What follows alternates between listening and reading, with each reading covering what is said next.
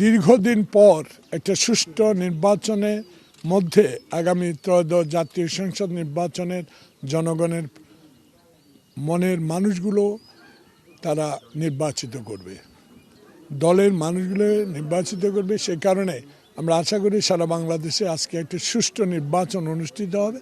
সেই নির্বাচনের মাধ্যমে জনগণের প্রতিনিধিত্ব যারা করতে পারবে তারাই সরকার গঠন করবে। আমি আশাবাদ বাংলাদেশ জাতীয়তাবাদী দলের সংগ্রাম আন্দোলন জনগণের স্বার্থে যে সকল কাজ করেছেন এবং সামনে করবেন, যেটা প্রতিশ্রুতি দিয়েছেন, সেই মোতাবেক জনগণ আমাদেরকে নির্বাচিত করবে। ইনশাল্লাহ আমরা সরকার গঠন করব।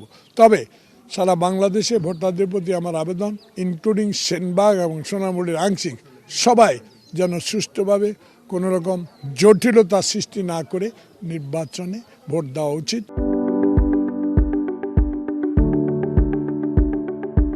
এবং আমি আশা করি এই মুহূর্তে থেকে ইনশাল্লাহ আশা করব সবাই সুষ্ঠুভাবে নির্বাচন দিবেন এবং যারা রক্ত দিয়েছেন তাদের প্রতি শ্রদ্ধা জানাই বা একাত্তরের যোদ্ধাদের প্রতি শ্রদ্ধা জানিয়ে বিসমিল্লাহ শুরু করলাম। আসসালামু আলাইকুম। আরেকটি প্রশ্ন, প্রশাসনের প্রতি কোনো বিশেষ আহ্বান রয়েছে কিনা? না, আমার কোনো আহ্বান নাই। এরা সুষ্ঠুভাবে নির্বাচন করবে, এই বিশ্বাস এই সরকারের প্রতি আমার আছে ইনশাল্লাহ।